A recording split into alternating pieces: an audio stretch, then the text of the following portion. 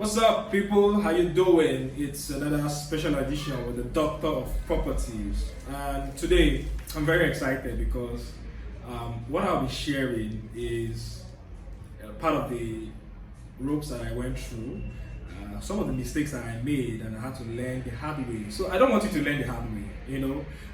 The way I live my life, I learn from other people's experiences and mistakes. So when I see this happen to this person, I'm like, oh no, I don't want that to happen to me. Or if it happened good to this person, I'm like, yeah, I want that. I want it to happen to me. So I'm always in the process of learning and evolving. So what is that thing they say? Is it you stay half empty or half full? Which one is it? Okay, well, I think I like to stay half full. I don't want to be half empty. Then it's like half empty. I like to stay half full, okay? So today I'll be talking about the 5 mistakes realtors make that stops them from making the sale. You know, our industry is a high-ticket industry, and most times some realtors say, I've not made sales in the last 5 months.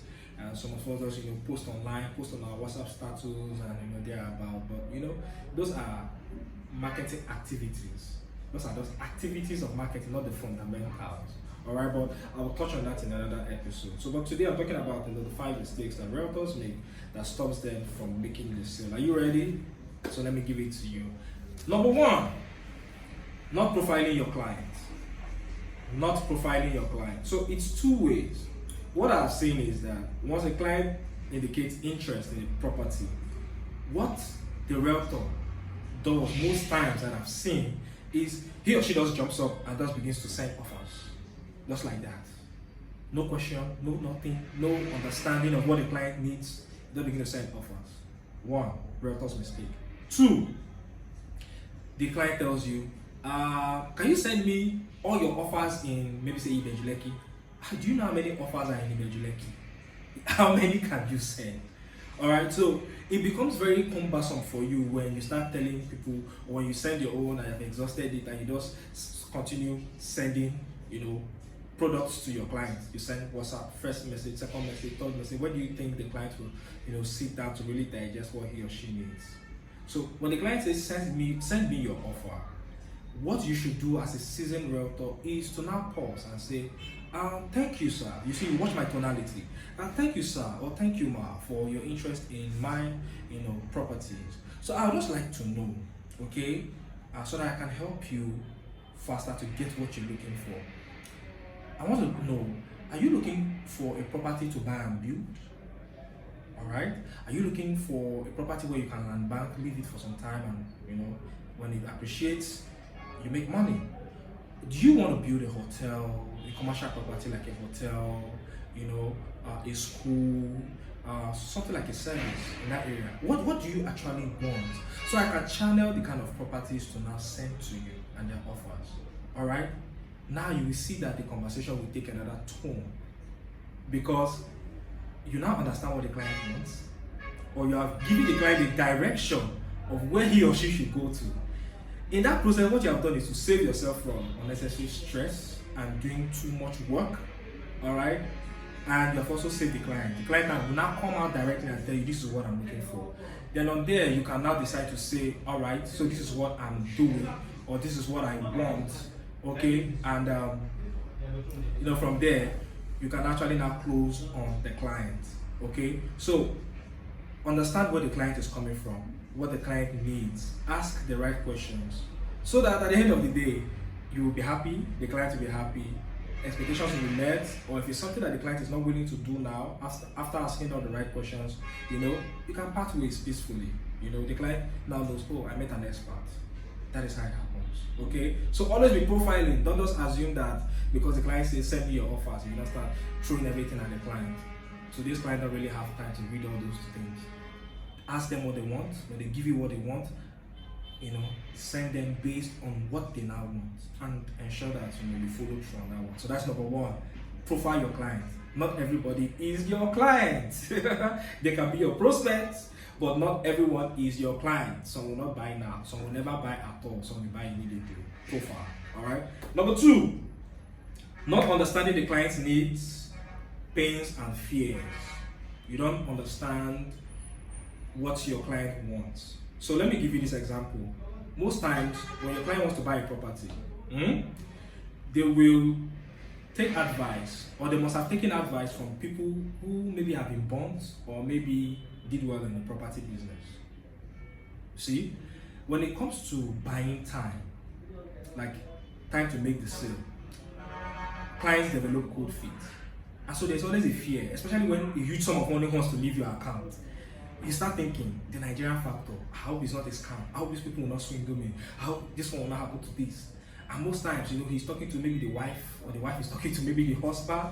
And if the wife now mistakenly says something like, my spirit tells me not to. In most cases, you're likely to lose that sale.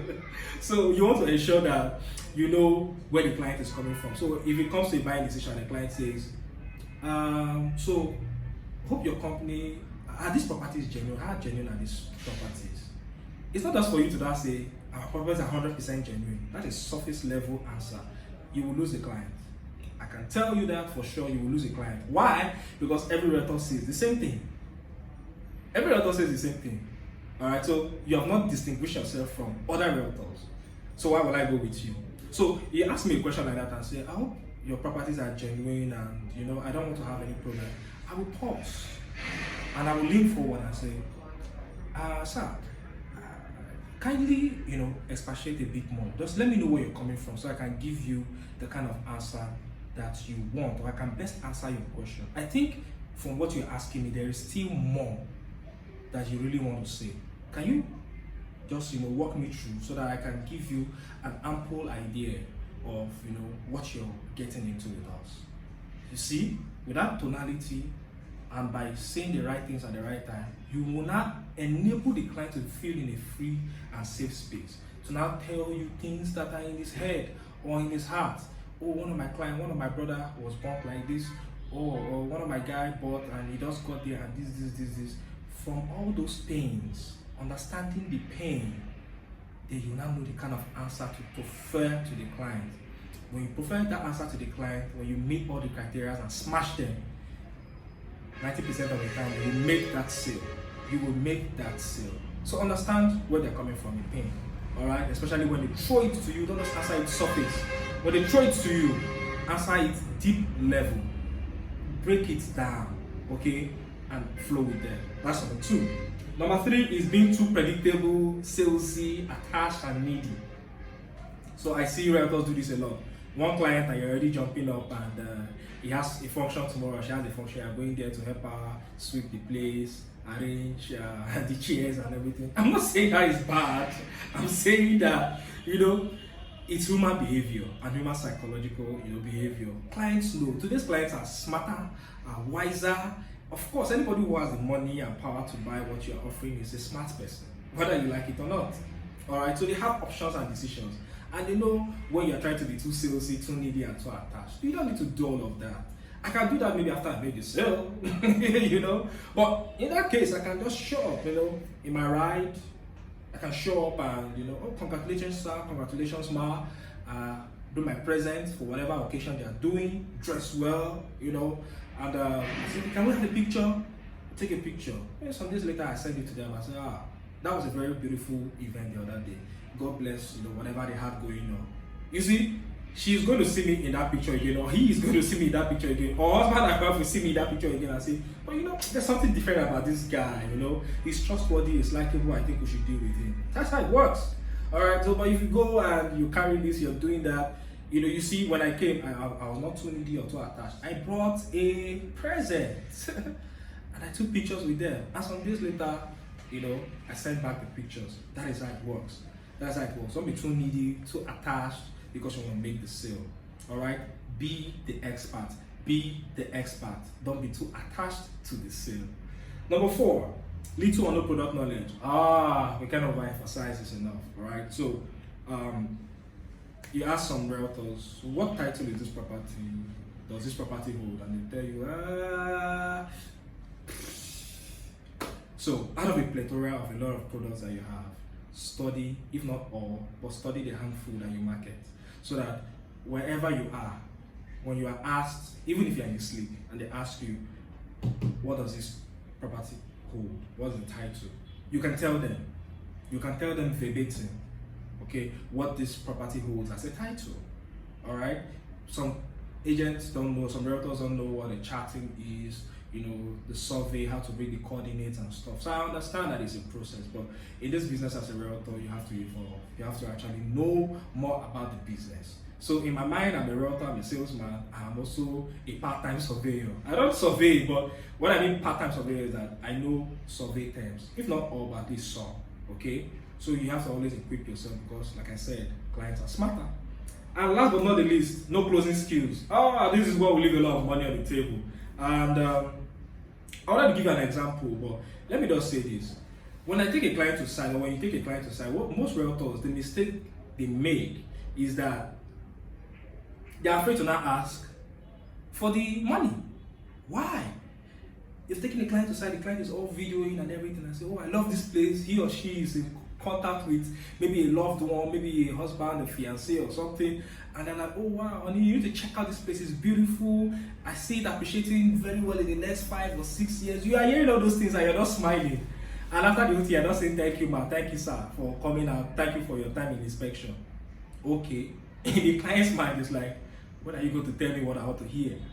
And if you don't say it, most clients are good. They will tell you, all right, so can we go and make payment now? But most clients will never tell you. They don't want to check if this person is actually a professional to handle me. If this person is professional enough to handle me, does this person know his or her craft? All right. So in my case, when you are videoing and you're all happy and smiling, I will lean forward and say, oh, congratulations in advance. Oh yes, thank you. I'm very happy and excited that you love this property, and I can't even wait to see the happiness on your face in the next couple of years when this property actually appreciates in value. You see, I'm heightening. She's already happy or he's already happy. I'm increasing happiness. Are you getting it? So after that, I would like us to go to the office and so you can fill the form and initiate the transfer or write us a check. Would that be fine? Can we go now? Oh yeah, let's go. I'm also come to the office. It's a deal. If I go to the office and the client says, oh, can I pay on Monday? Because I just realized that I'm not on my checkbook. No problem. I said, okay, on Monday, what time would be good enough to call you on Monday? All right, to remind you about the sale. Anytime from 9 is fine, but max by 10 I should have done the transfer. All right, there's no problem, sir, or there's no problem, ma. I will initiate that. I will, follow through. And 90% of the time, I always end up closing that particular sale. Okay, so you want to put all these things together. You want to put all these factors together and ensure that these things work for you at the end of the day. So put this together, and if you want your sales game to triple or to go to new heights, ensure that you get this done. Alright, so till I come your way next time, I still remain the Doctor of Properties, and I will see you on the next one. Bye bye.